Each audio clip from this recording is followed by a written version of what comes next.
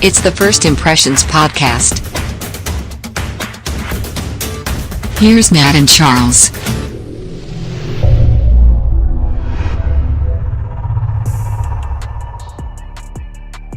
Well, it's the First Impressions Podcast back again, and we're glad that you're joining us again. It's Matt Hinesley, Charles Howard, and we appreciate you joining us again. Matt, what's been going on this week, man? And just working and kind of trying to figure out why anybody wants us to do this again. I know it. I can't imagine. People keep commenting, like, keep doing this, and I'm going, why? The entertainment value, I don't know. I think they like to laugh at us. That's probably what it is. We were talking off camera just a little bit ago about flying. So you got to fly somewhere here coming up pretty soon. Yeah. So I had to fly to Chicago. This is the last time I flew. It's probably about 7 or 8 years ago. Well, more than that, I guess. But I was in O'Hare Airport waiting to fly back to Atlanta. All right, it's about an 8 p.m. flight, and I'm sitting there waiting for the plane to move back from the gate, and I see people going in and out of the plane, going into the cockpit, coming back out, in and out, and I was like, what's going on up there, And they all have those reflective vest on, like they were somebody.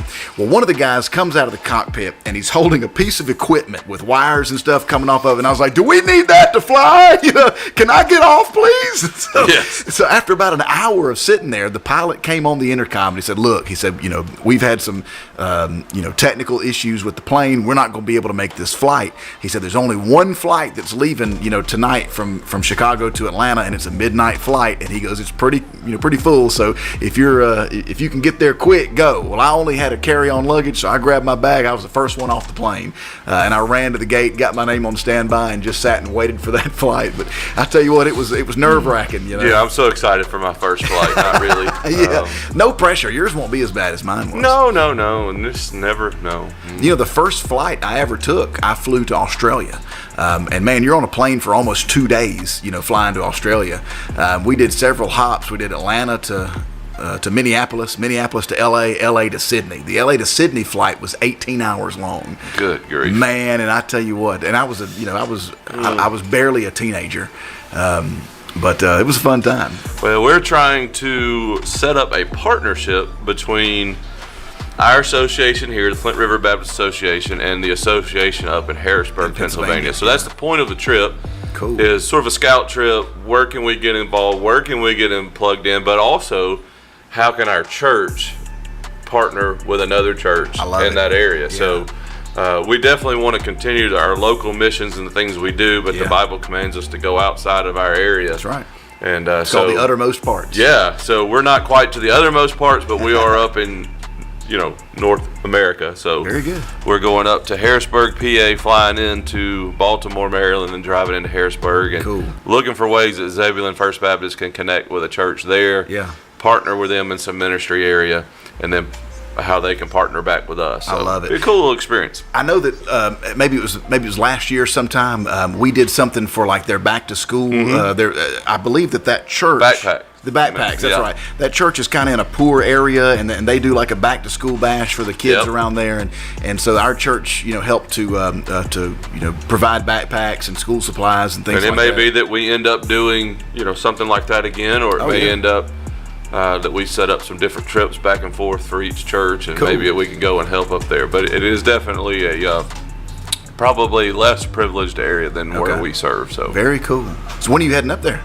End of February. Okay. So actually at the beginning of March, and we'll just be up there for 2 nights. Real quick trip. Cool. But just a chance for us to sit down and listen and see what those churches are, where they're at, what they need help with, how we can help, that kind of thing. So that's awesome. Well, I'm glad you're doing that. That's a really cool thing, and we'll certainly be in prayer for you. I know that it's nerve-wracking flying for the first time. Yeah. I don't do roller coasters. Really? Okay. Yeah, and so a youth pastor? You mean to tell me a youth pastor doesn't do roller coasters? Now, if you made a roller coaster or a water slide, I'm with you. Okay, all right. You may get a cliff to jump off of. I'm the first one. But you won't do a roller coaster? I do not do roller coasters. Now, see, I won't jump off a cliff. No, not a perfectly good one. Well, it'll get you off a good cliff before long. But man, oh man, whitewater rafting, I'm all about it. Okay.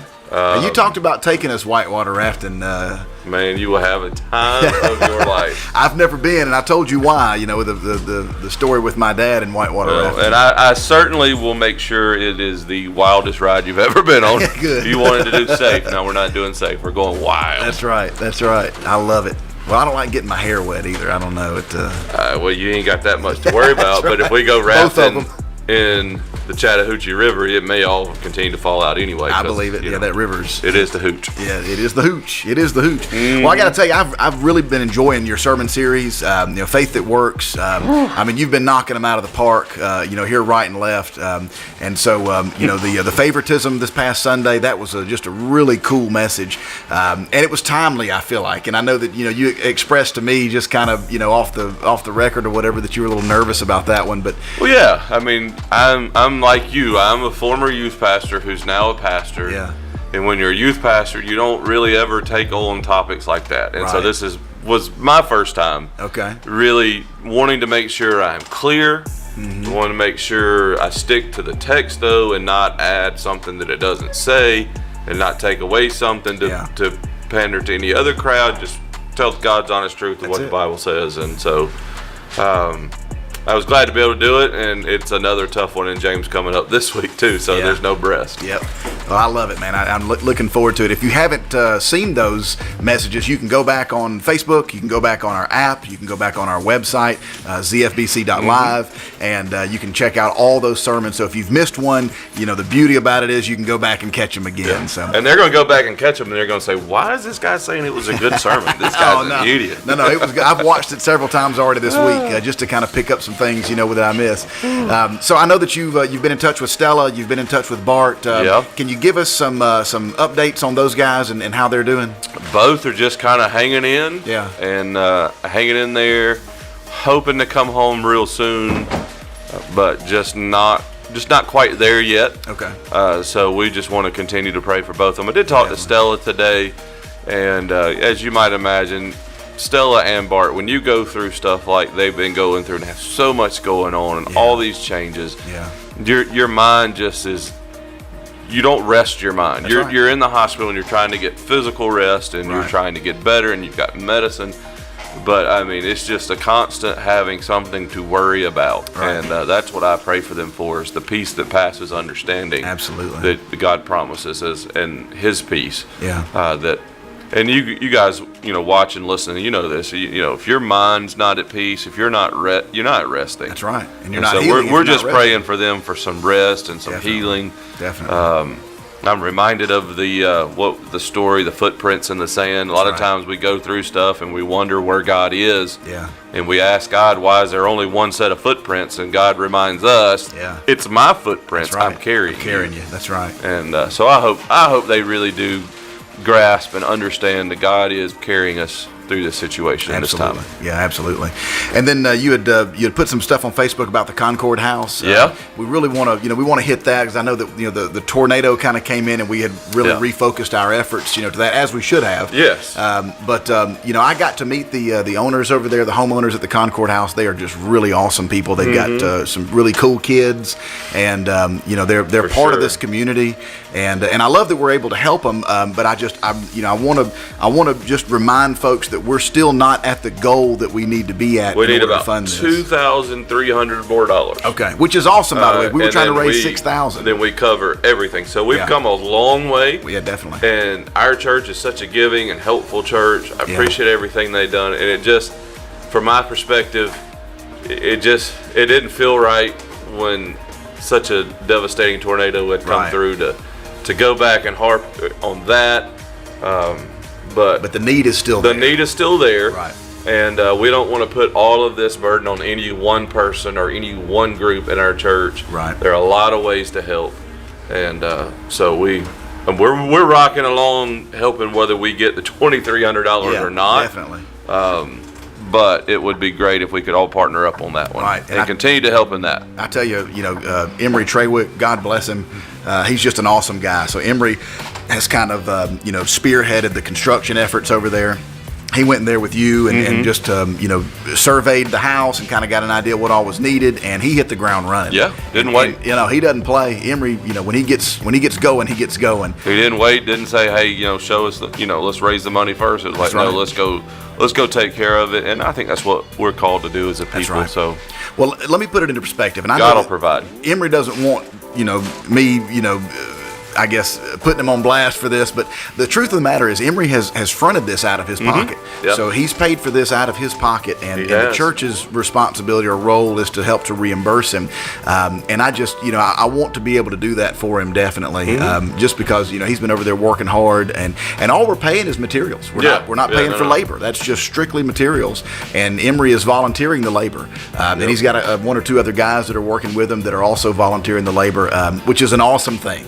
That's what we're called to do. Like not many people do that anymore, do they? You're exactly right, and then do quality work at it. So there's several different ways that you can give. If you feel like the Lord's leading you to give towards this project, you can give in church on Sunday morning. So you can write a check, put it in the offering plate. If you just write Concord House on the check, we'll know where to allocate those funds. And you can also give online. So if you go to our website, zfbc.live, there's a place where you can give online, and there's a drop-down box. You can click on the drop-down box and select Concord House, and then your payment will be allocated that way as well. You can also give on the app. Same way, go to giving and then do the drop-down box. So. Or you can stick a check in the mail if you want to. That's right. Yeah, you can mail it to us. What is it? P.O. Box? What is it? 135? 312. I was way off. P.O. Box 312. Yeah, exactly. I've never sent us mail before, to be honest with you. P.O. Box 312, Zebulon, Georgia. We'll be happy to allocate that. So, should we get Carrie in here? The preacher's wife and daughter just walked in. The family's here. They want to come in, jump in on the podcast. Matt said y'all are flying in a plane here pretty soon, and he said that you were going to push him out the emergency exit. Great. She would try. Yeah, she would try. Well, you can't be talking trash the day of travel day. She's not going. Oh, okay. Well, there you go. Well, look, she might tamper with the brakes if you keep messing around. She can figure out how. That's right. Look, if I was riding with you, both of our wives would be out there working on the brake line. If somewhere in the world there is life insurance taken out on Matt Hinsley anytime recently, ask questions. Okay. Yeah. So if you're an insurance broker and you've got a policy for Matt, we need to know what's going on around here. So. All right. Final words from Pastor Matt Hinsley. Man, y'all hang in there with me. Come back this Sunday. We're talking about faith without works is dead. So we're not making the assumption that we earn our salvation. That's right. But it is a proof. Yeah. And so I want to explain what James is talking about, how we apply that to our lives, what it looks like, and how we can move forward with assurance of our salvation, and how we can move forward with a desire to follow him every step of our lives. Yeah, Paul says that you can know that you know that you know. And that is that's assurance right there, man. I love that. So tonight in youth, we're going to be looking at spiritual discipline. So last week we talked about bargain hunters and how sometimes we try to find something good and not put a lot into it. And there's a lot of bargain hunters with Christianity. I want all the blessings of heaven, but I'm not willing to sacrifice anything. I'm not willing to make my faith work. And so we call them bargain hunters. And we call that also easy believism. We want all of salvation. Yeah. We want none of the sacrifice and of the discipline. Yeah. And that's exactly what James is talking about, is how, a lot of people just want to say, hey, I know about Jesus, that's enough. Yeah. And we're told and we're taught through James that our faith will be accompanied by good works. That's right. That's the proof. That's it. So we're gonna be checking out how to exercise. Y'all, we got a good youth pastor. Well, yeah, we got. He paid me like $10 to say that. 20. 20? That's right. You got to raise. Well, it's inflation. We got to. Man, yeah. Look, he's got a nicer wallet than I do. Well, you got to look pretty if you're not actually any money in it. That's right. If that's mine, it's just thin. Well, Matt, I appreciate it, man. I appreciate you doing these podcasts with me and being flexible with me as well. So for Matt Hinsley, I'm Charles Howard. Thank you so much for joining us on the First Impressions podcast. We'll catch you next week. And listen, if you have something like a question that's burning, comment it down below, and we'll check it out, and we'll put it on the podcast next week. I still think our wives need to come on and answer those questions. But. Oh, that's dangerous. That's dangerous. We'll have to do like an hour-long broadcast for that. But we'll catch you next time. Thank you so much for tuning in. See ya. Peace out. Peace out. Girl Scout. Good show.